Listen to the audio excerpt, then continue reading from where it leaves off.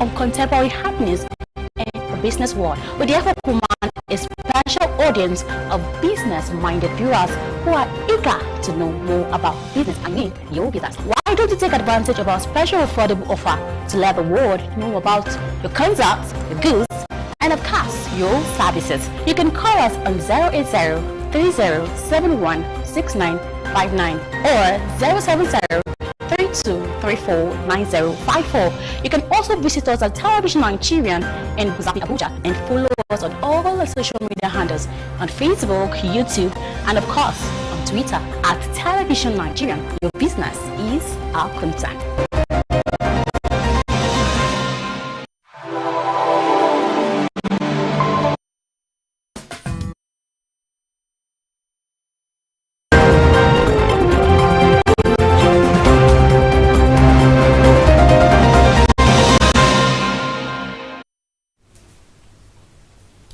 The contribution of small-scale businesses to development of any economy have remained significant because of their capacity in enhancing industrial output and human welfare, driving industrial growth and development of the economy, creating employment, ensuring diversification, and the achievement of the basic opportunities of development. Hello and thanks for joining us in TV and Business Daily. I am Chiwendu, the CCL girl, and today we shall be discussing on contributions of small enterprises to the Nigerian economy. Small businesses account for a greater percentage of all businesses in virtually every economy and generate the majority of private sector employment and output. The small-scale business also generates employment opportunities, thereby reducing the rate of unemployment in the country. The small-scale industry utilizes on local raw materials in carrying out its production. My guest is here in the studio to discuss further, but before we proceed, let's look at the business stories making headlines. Stay with us.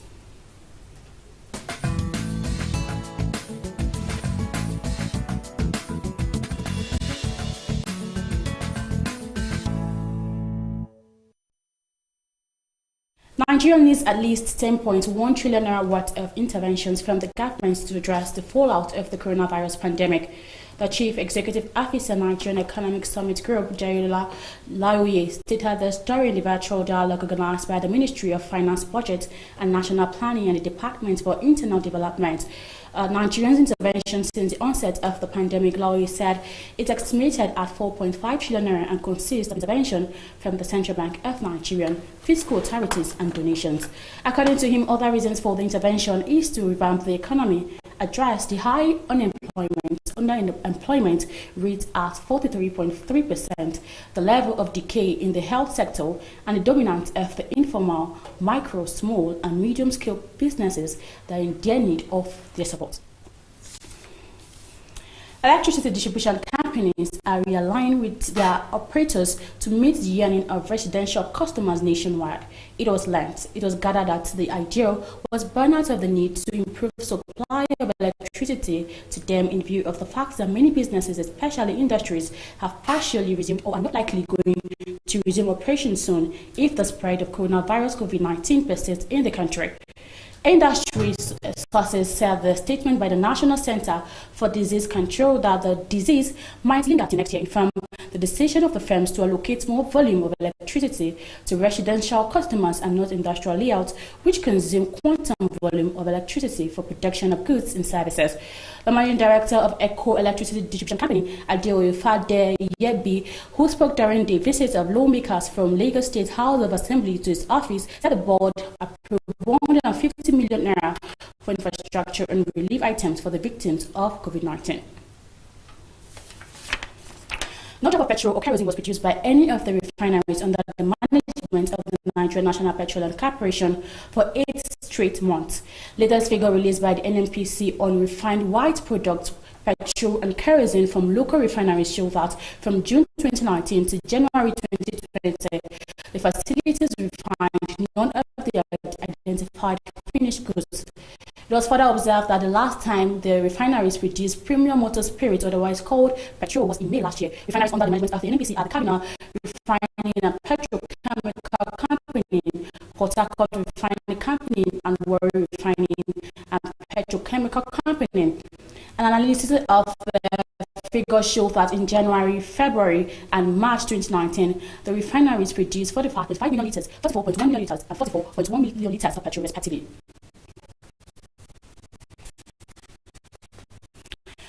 Equity transaction on the Nigerian Stock Exchange on Monday closed on a negative route to further extend losses, and investors continue to take profit from last week's gains as market price closed positive, which recorded 14 gainers against 4 losers. Consequently, the all-share index dipped 94.57 basic points or 0.39% to close at 23,950.83 index points as against 24,045.40 recorded the previous trading section.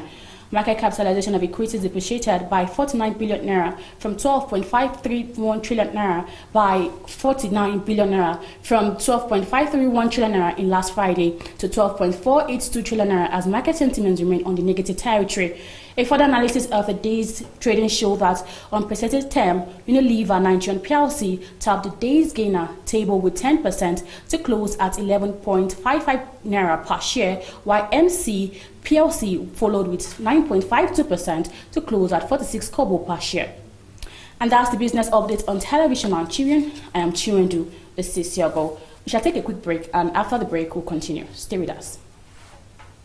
My name is Chiwendu Osisiago, presenter Television Nigerian Business Daily. In a globalizing world, ours is to keep you engaged, informed, and educated on contemporary happenings in the business world. We therefore command a special audience of business-minded viewers who are eager to know more about business. I mean, your business. Why don't you take advantage of our special affordable offer to let the world know about your concepts, your goods, and of course, your services? You can call us on 080-3071-6959 or 070-3234-9054.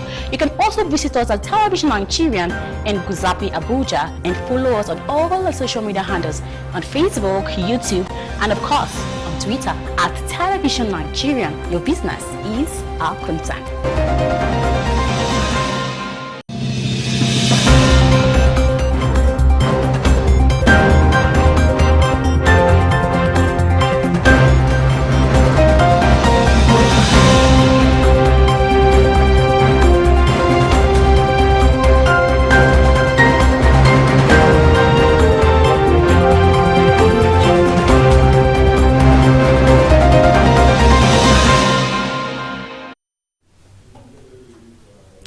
Thanks for staying with us, and in case you just joining us, it's still TV and Business Daily. Like I stated earlier, we shall be discussing about the contributions of small enterprises to the Nigerian economy.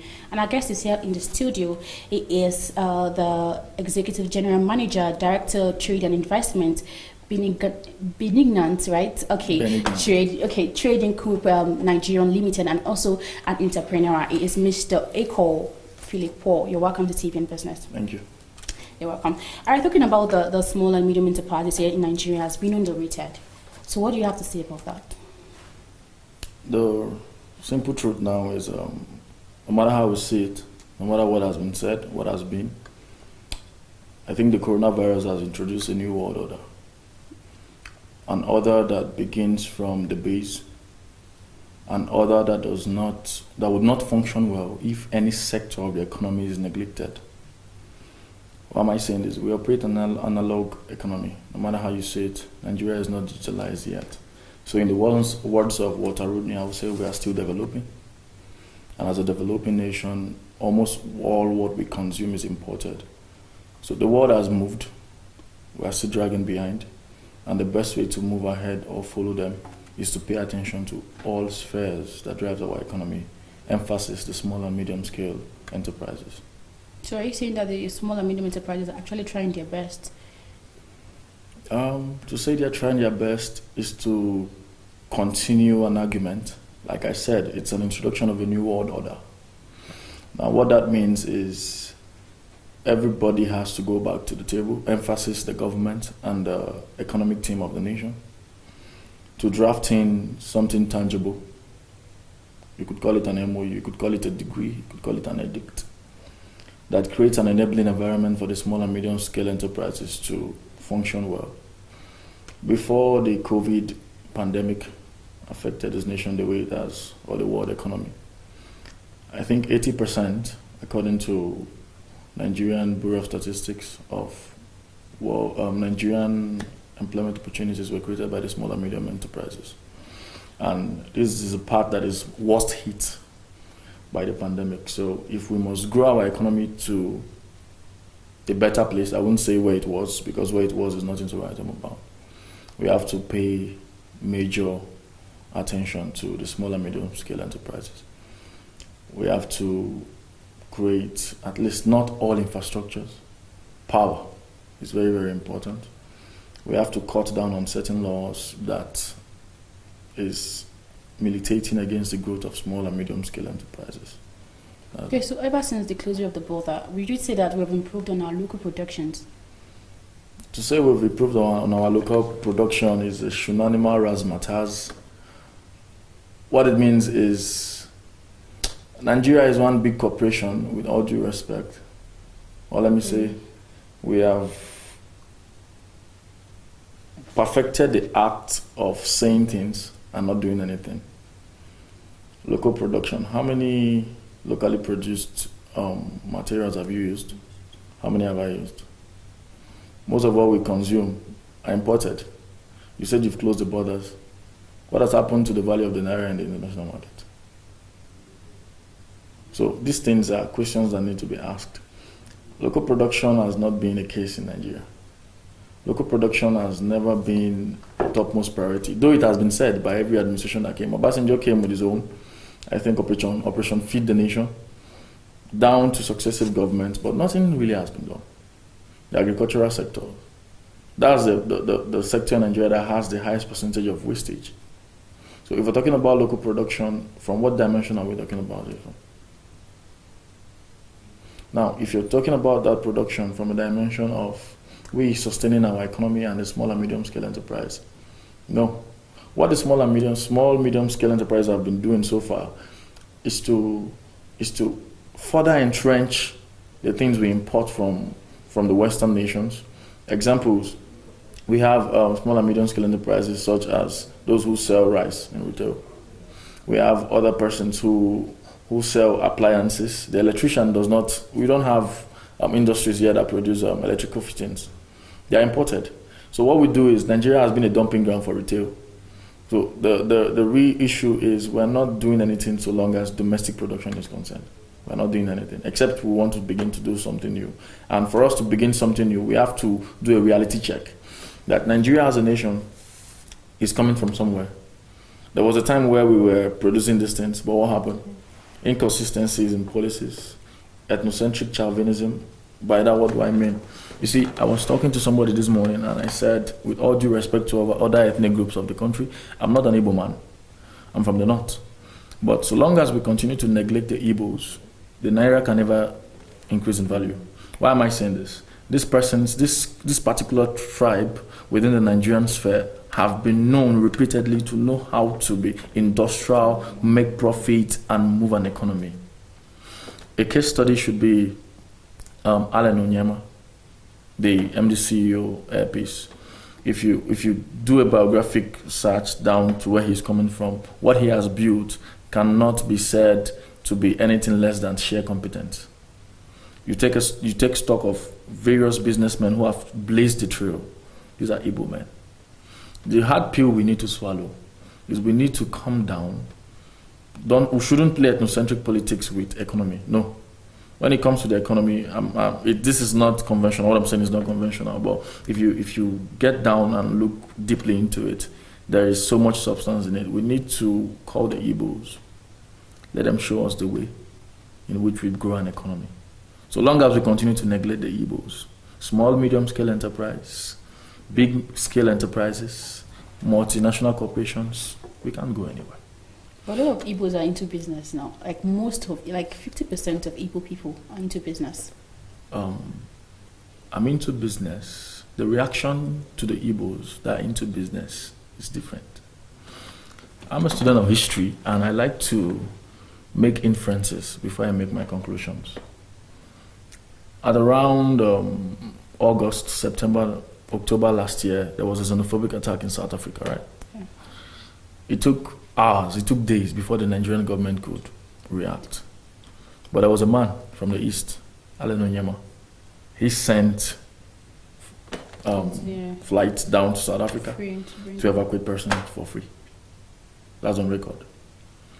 During the COVID-19 pandemic, the same Allen Onyema, the first ever Nigerian flight to leave Nigeria to China straight and return. At what cost? Still free. Now it was time to lift drugs from Madagascar to Nigeria, and we're contracting Ethiopian Airlines. It's time to lift certain things from China down to Nigeria, we're contracting Virgin Atlantic. And we can actually do that ourselves. Allen Onyema is about to receive over 15 aircrafts. So the question is, who are we deceiving? When it's time for giveaways, we begin to call our entrepreneurs names. They are stingy. But when it's time for the government to bring out certain things that would benefit us, they take it to the multinational corporations where they could get 1 or 2 percentages. So really the question is, the guys who are at the helm of affairs, are they really passionate about a progressive Nigeria? Are they really passionate about social cohesion? No. It's about personal aggrandizement. How this person could equip his pocket, how this person could be better than the other, how we could use our tenures repeatedly to enrich ourselves. So the case of Allen Onyema, I read that yesterday from BBC, and I was touched. I just saw those releases and I made that inference. So that is case in point. The banking structure, we've made reasonable progress in the banking structure. During his book launch, Jim Ovia, Africa Rise and Shine, 2017, he said, we've left where we used to be in the banking sector, but there is more we could attain to. Now, what is the minimal loan capacity of the CBN, or what policies have they put in place to ensure that a small, medium enterprise entrepreneur accesses loans at the right time, needing the right amount? These things, what have been put in place? These are questions to be asked. Now we're coming out of post-COVID-19, and I was reading through the papers this morning, and somebody was making a preposition about what she feels needs to be done. And she made mention that the CBN had to increase the length of loans and its availability and accessibility. Those are prepositions. But how many of these prepositions will be implemented and made to see the light of day? So really, when we talk about small, medium-scale enterprises, I'm going to come to the small, medium-scale part, but let me deal with the government first. My advice is we should be practicers of what we preach. If you look at Rwanda, is a case in point. You see, we could do more as a people who come together than we could do individually. Ben Murray Bruce would say, we are too rich to be poor, and we are too poor to spend the way we want to spend anyhow recklessly. So the inference is, the average Nigerian government, or the government of the day, should face the truth, make social palliatives available. Yes, that is the first thing, because you need peace in an environment to bring profit. Without peace, the more profit you try to bring escalates into one violence or the other, because you take a step forward and you take 2 steps backward. So first, there needs to be social palliatives for peace to be at ground, because a hungry man is an angry man. So that's the first thing to be said. Secondly, a well-organized environment needs to be created. We need electricity. We have the capacity to generate power to every dimension. Truth needs to be told. But if you look at these sectors are sectors that monies have been spent, and nobody has kept record of it, and nobody's saying anything, and we are still shouting. If you could take stock, I believe you guys take stock, the amount you spend on power, maybe the generator plant and the rest, it's excessive. At the end of the day, what's your net profit against your gross? So these things are things to put into stock. And let me state categorically, and quote me anywhere, that the average SME in Nigeria, who is striving above average, would do wonders if taken to another part of the world. Now, to the part of the SMEs, I've noticed that the average African man wants to show off. Yes. What I mean is, we've not learned the act, or we've not perfected the act of delaying gratification, for consolidation. Now, the average small, medium entrepreneur will begin to dig into his capital to fit into a social order. Yes, I'm an MD CEO, I'm an entrepreneur, there's a way I need to appear, there's a way people need to see me. No, it's not important. What is important is you have a brand. Consolidate that brand first. Once that brand is consolidated, your results will speak for you. Excuse me, please.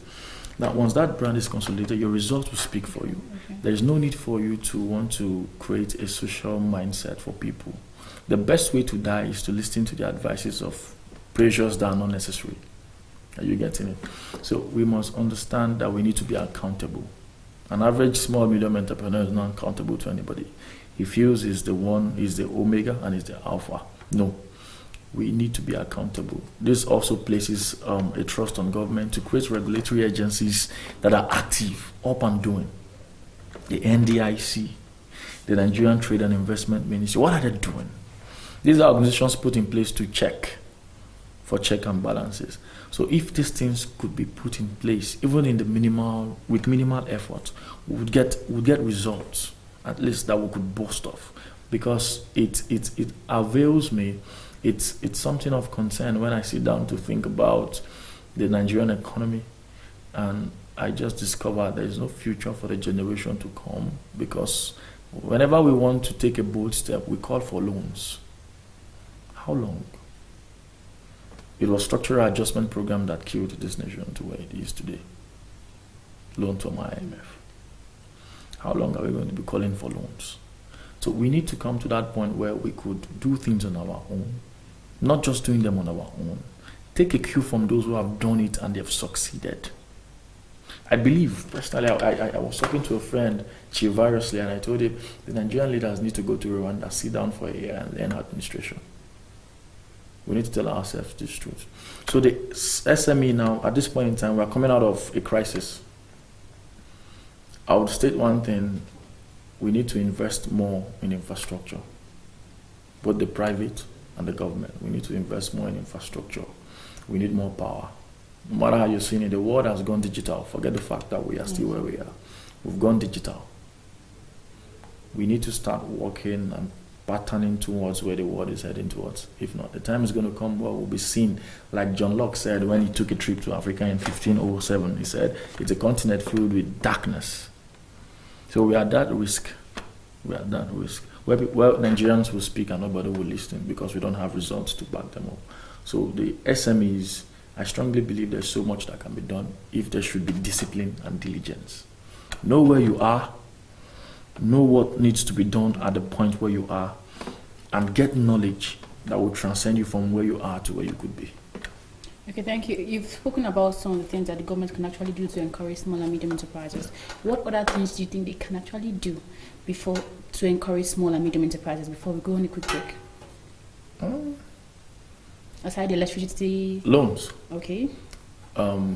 Making finance available. It's a two-sided thing. Yeah. When you make finance available to someone, you need to create a regulatory agency or a monitoring agency to make sure that finance is used and channeled towards the right source.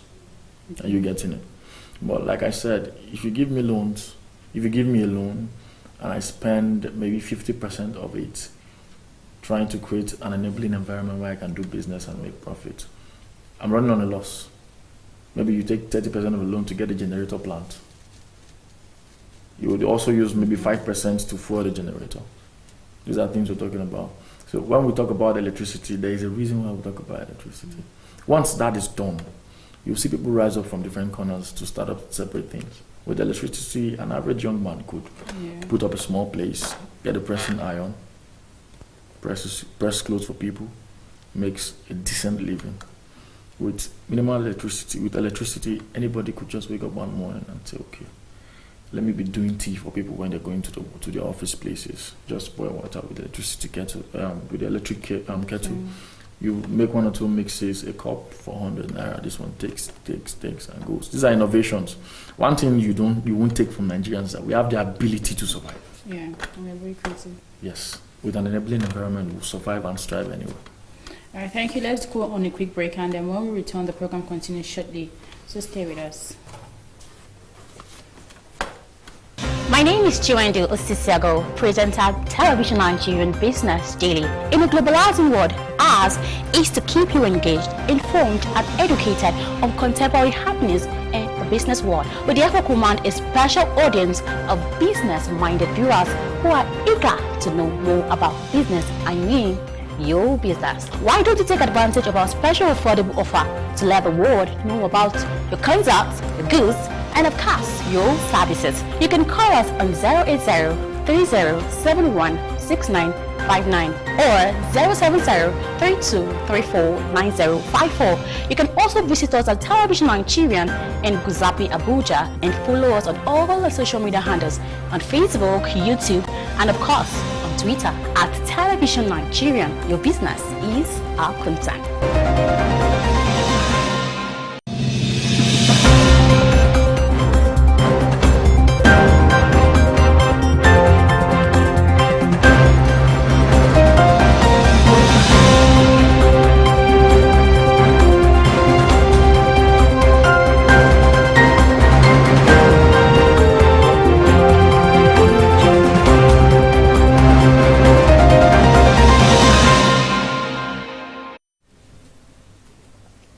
Thanks for joining us again, and in case you're just joining us, it's still TV and Business, and we'll be discussing on contributions of small enterprises in the Nigerian economy. And my guest is here in the studio. He is the Executive General Manager and Director of Trade and Investment, Benignant Trading Group Nigeria Limited, Mr. Eko Philippo.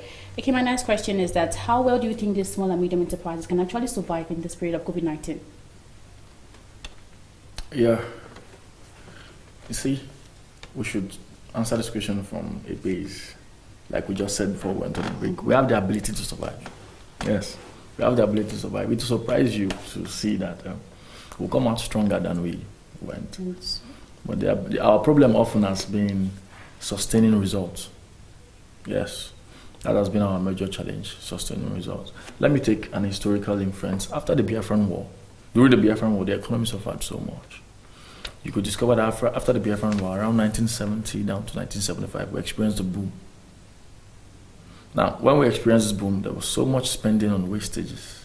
It was during this period that universities were built, roads were built, and the rest. But we could not consolidate on this result we got. Murtala regime came, Obasanjo came, accused of corruption, misappropriation of funds.